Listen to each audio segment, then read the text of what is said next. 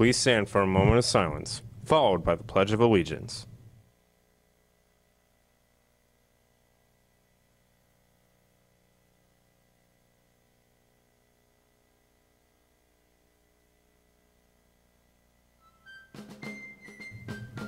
I pledge allegiance to the flag of the United States of America and to the republic for which it stands, one nation, under God, indivisible, with liberty and justice for all.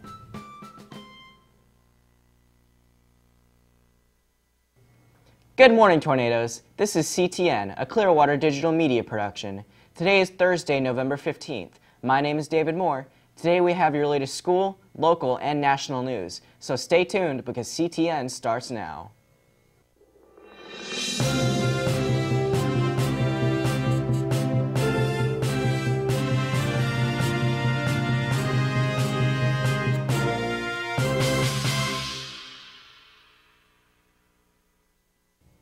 In your headline news, testing by AAA shows that electronic driver assist systems on the road today may not keep vehicles in their lanes or spot stationary objects in time to avoid a crash. The tests brought a warning from the Auto Club that drivers shouldn't think that the systems make their vehicles self-driving, that they should always be ready to take control. AAA also said that the use of the word pilot by automakers in naming their systems can make some owners believe the vehicles can drive themselves.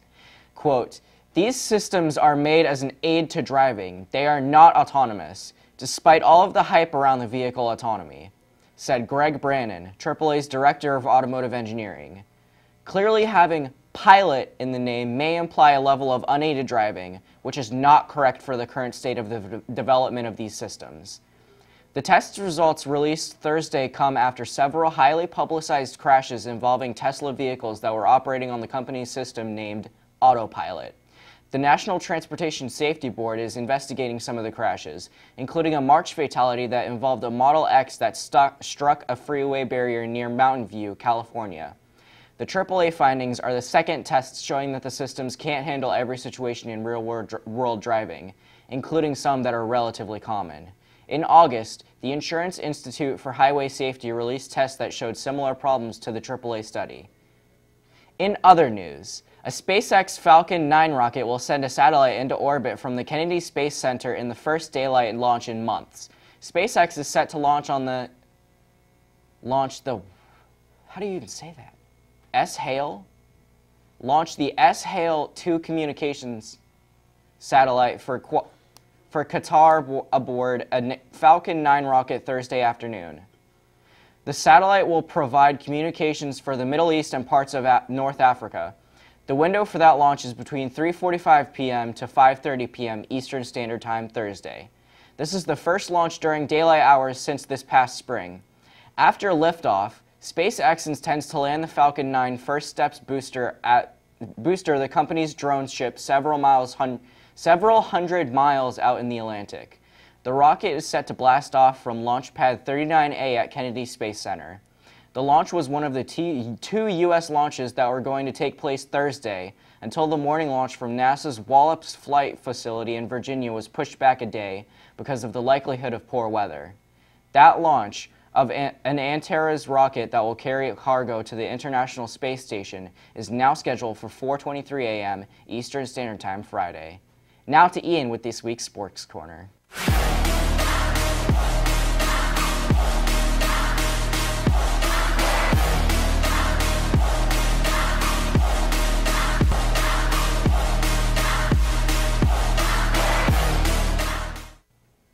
I'm Ian Gibson with this week's Sports Corner. Last night, Tampa Bay Rays pitcher Blake Snell won American League Cy Young for Best Pitcher in the American League. He's the second Rays pitcher to win Cy Young and the first since David Price in 2012. He's also the youngest ever to win Cy Young since Clayton Kershaw in 2011, who were both 25. The Tampa Bay Lightning will continue their northeastern road trip as the Bolts look to avoid their third straight loss, as they will face off against the Pittsburgh Penguins tonight in Pittsburgh. The Tampa Bay Bucks as well will look to snap their losing streak after a disappointing loss last week, as the Bucks will look to rebound as they head back on the road to play against the New York Giants this Sunday. And the final Tampa-based team to be looking to snap their losing streak is the USF Bulls, as they'll play their final road game of the season as they'll travel to Philadelphia to take on the Temple Owls this Saturday. This Florida State Seminoles as well will play their final ACC opponent this season as they play against the 20th ranked Boston College Eagles this Saturday in Tallahassee. Finally, the Florida Gators will look to continue their success coming off a comeback win last week, as the Gators play their final game at the Swamp this season, playing against the Idaho Vandals this Saturday at the Swamp. Now to Dorian with your school news.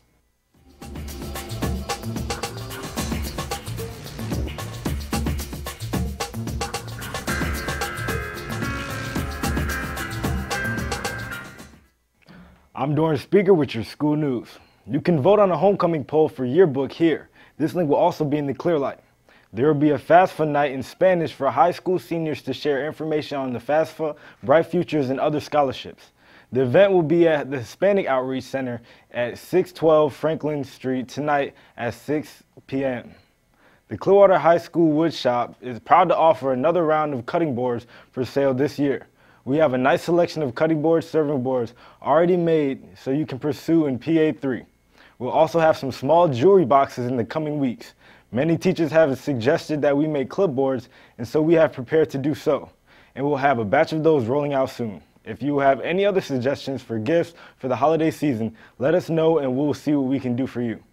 Beginning Monday, November 26th, during lunch, students can come to the auditorium to buy $5 wristbands to attend the daytime performance of Grease, which will be December 5th, 1st through 3rd periods. We only have 500 wristbands, so they will sell out quickly. And Charlie Belcher will be here December 4th in the morning to do a live show.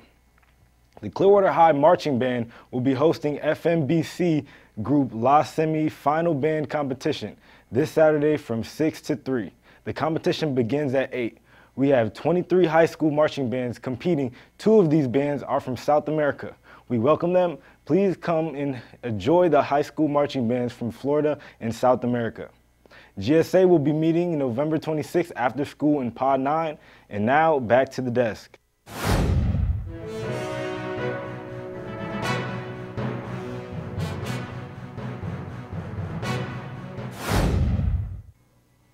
If any students or teachers would like to have an announcement made on our show, please email Mr. Gordon at gordonw@pcsb.org. If you are a student, please have your club sponsor or coach send the email. Like us on Facebook at Clearwater Digital Media Productions for a look back at some of this year's broadcasts. Check out the CDMP Clearlight running all day for new announcements. Thank you for watching CTN. Have a great tornado day.